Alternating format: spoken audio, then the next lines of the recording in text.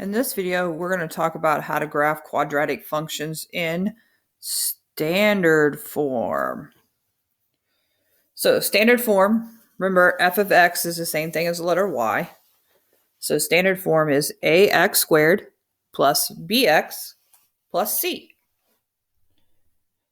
And for standard form, I can't just pick the numbers right out of the equation like I could in vertex form. So I actually have a formula for the line of symmetry. So the line of symmetry is x equals negative b, or if you want to say opposite of b, over 2 times a. And then notice I have 2 times a in parentheses because if you're going to use your calculator when you divide, you have to make sure you put the entire bottom in parentheses. Okay, then to find the vertex. Okay, on the vertex, it says that the x value is the same as the line of symmetry. And then to find the y value, you have to plug it in. Now, the only thing that you can find in standard form is if they ask you for the y-intercept. The y-intercept is always the number that is in the C spot.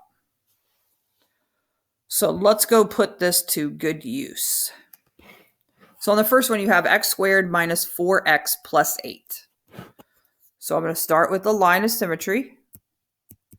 So x equals opposite or negative, however you want to say it, b, which b is negative 4, over, inside my parentheses, 2 times a. And a would be the number in front of x squared. And if there's not a number in front of x squared, that means it is a 1.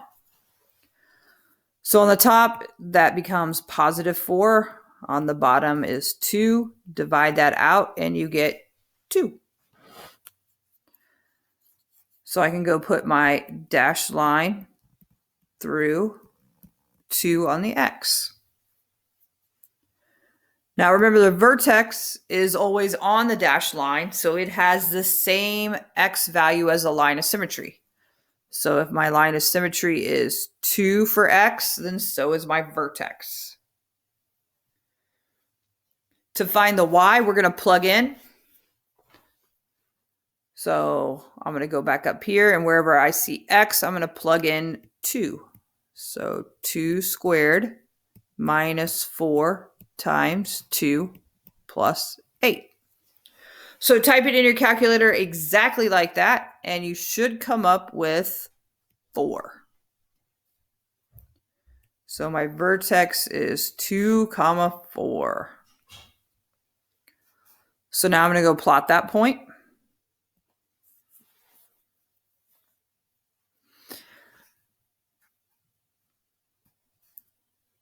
Okay. I'm going to make a t-table. And remember, we're still picking points to the right of the line of symmetry. So my line of symmetry is at 2.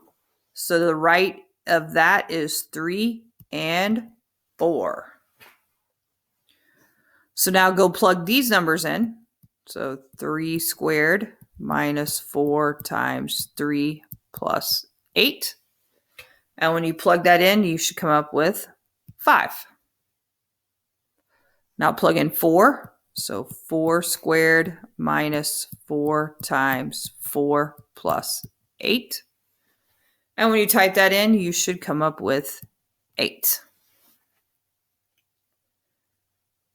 So I'm going to go plot 3, 5, and then reflect that over my dashed line. And then plot 4, 8, reflect that over my dashed line. Draw in my U shape. Then I have a couple more things here to answer. It does ask for the y-intercept. So remember, the y-intercept is c. And up here, c is 8. Which you're going to notice when we look at our graph. Yay, we do have a dot right here on the y-axis at 8. And the other thing it asked me to continue with is this an example of a maximum or a minimum? So remember, if it opens up, the vertex is the lowest that the graph goes. So this is a minimum. And the lowest y number that it goes is 4. So there's all the must-haves. So let's go try it over. So line of symmetry. So opposite of B. So -6 is going to turn into +6 over 2 times A, which A is -2. So that gives me 6 over -4, which divides that out to -1.5. So then I'm going to go put in my dashed line at -1.5. Remember, your vertex will have the same x number as the line of symmetry. And to find the y number, you got to plug it in. So on my calculator, I'm going to go -2 parentheses -1.5 squared minus 6 times -1.5 plus 5. And if you type all that into your calculator, you should come up with 9.5. So I'm going to plot that, which will put me up here. Now the y-intercept, remember the y-intercept is the letter C, and we have 5.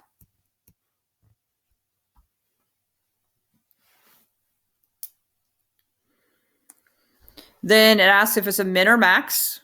And remember, your A is negative. So if your A is negative, it's going to open down. So that means it has a max value. And the highest that it will go is the y of the vertex, which is 9.5. Or you could wait and answer that after you have the picture, because some people are visual and they like to see that. So now go to your t-table. And to the right of -1.5. I don't want to do decimals, so I'm going to just stick with whole numbers. So is everybody okay? -1, 0, and +1. Now remember, you only have to have 2. I'm just going to go ahead and put 3 of them on there. So now we're going to go back and substitute these in. So -2 times -1 squared minus 6 times -1 plus 5. And when I type that in my calculator, I get 9.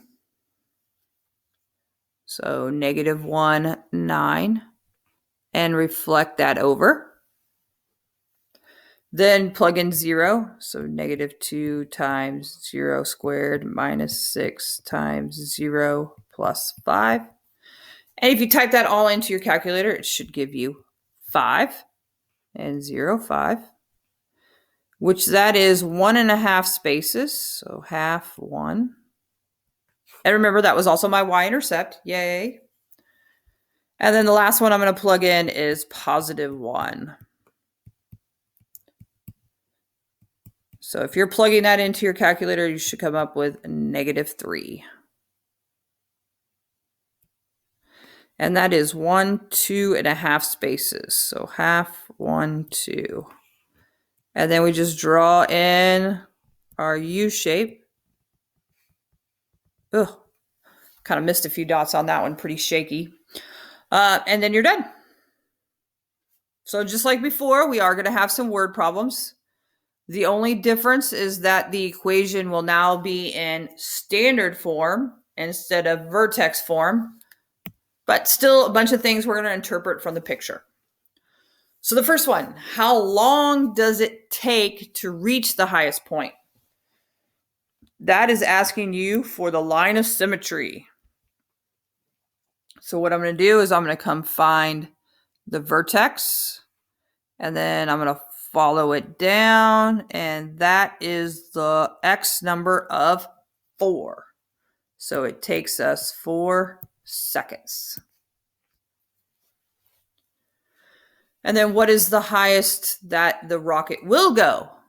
So this time I'm asking for the y of the vertex. So here's my vertex. And this time I'm going to go across. And once again, this one I'm just going to have to estimate to the best of my ability. And I'm going to say that it's going to be about 256.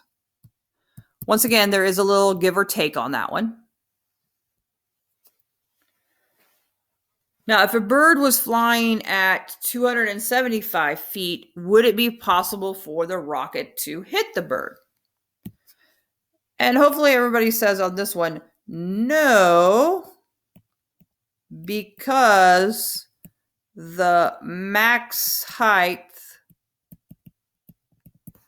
is 256, which is less than 275. When will the rocket be 112 feet off the ground?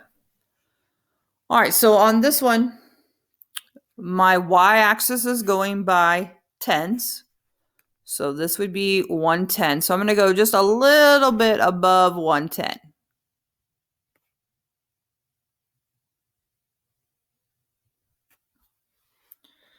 And then I look to where that intersects my graph.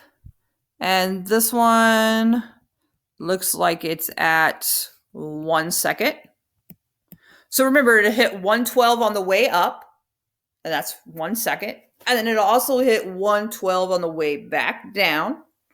So if we look at the other side, follow that down, 5, 6, 7 seconds. So this one has 2 answers. Initial height. Well, remember, initial height is the y-intercept. And if you look at this one, does everybody notice that it's starting on the ground? So that is 0 feet.